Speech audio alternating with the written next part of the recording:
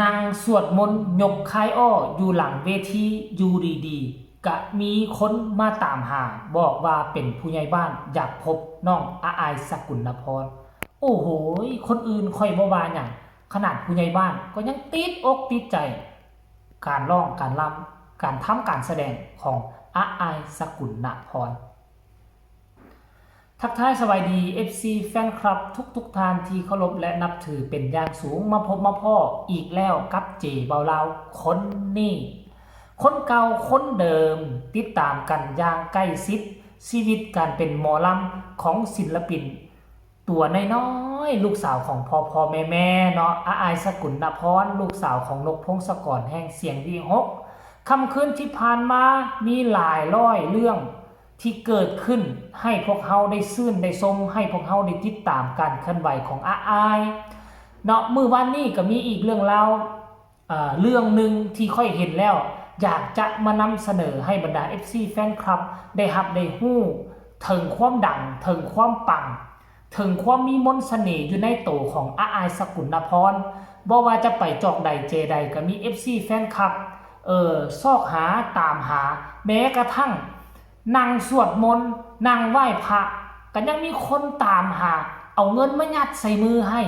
อันนี้คือเรื่องมหัศจรรย์เด็กมหัศจรรย์โตจริงเสียงจริงที่บงซ่อนอยู่ในวงเสียงวีหกของนกพงศกรนอกจากคนนี้แล้วก็ยังมีอีกหลายคนเมื่อวานนี่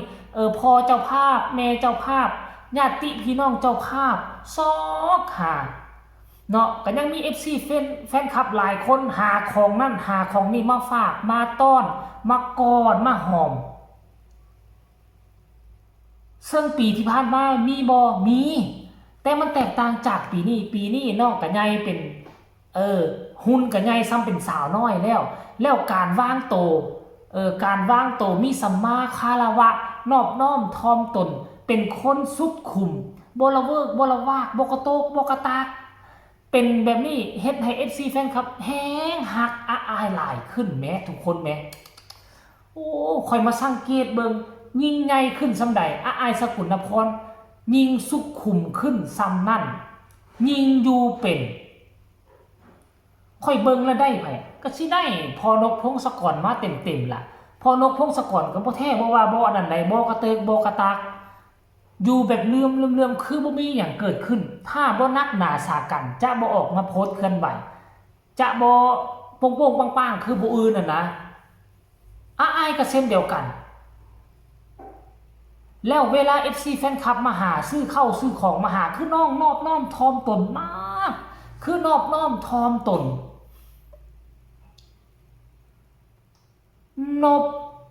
นบฮับยกมือสองเบื้องนี้ฮับเอา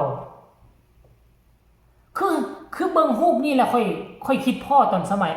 อาอายเนาะบ่ทันได้เข้าอยู่วงการหมอลำเพราะว่าน้องเคยเงินขาดมือมาก่อนน้องเคยถึกเคยยากบางทีมื้อนึงสิหาเงินมาซื้อข้าวกับยากับปูก็ยังบ่มีปัญญาเงิน100 บาทนี่น่ะคนอื่นใช้น่ะซื้อข้าวคาบเดียวกินมื้อเดียวอาอายต้องใช้ 2-3 มื้อบางทีน่ะซื้อข้าวมาไว้อาหารซอกเอาตามดงเผือกดงมันมาเห็นน้องหักเงินจากผู้ใหญ่บ้านเมื่อวานนี่ย่อ2 มื้อนี่ขึ้นโอ้ยน้องถือว่าเงินนี่มีคุณค่าที่สุดในชีวิตของน้องยกสูงเงินเอาไว้เหนือสิ่งอื่นใดน้องย่อมือหักแมนคนอื่นอาจจะเห็นแล้วนี่แต่น้องเห็นแล้วนี่แบมือเอาให้เขามาวางโป่งเอาซ้ำก็เขายกขันบูชาเอาเงินนำคนอื่นนะพวกเจ้าคิดเอาว่ามันมีความสำคัญขนาดใดเงินอยู่ในถุงคนอื่นยังจกมาให้เฮาเพราะฉะนั้นเฮาต้องฮับเอาแบบต้องคำสั่งเฮ็ดแบบสำคัญที่สุดอยากให้ทุกคนไปเบิ่งคลิปนี้แล้วจึงมาพอกันในช่วงต่อไปวินาทีน้องอาอายฮับเอาเงินจากผู้ใหญ่บ้านผมนะครับนั่นเป็นเรื่องการที่โชว์เปิดงานของต้องใช้ในร้อยงานเป็นรุ่นไทย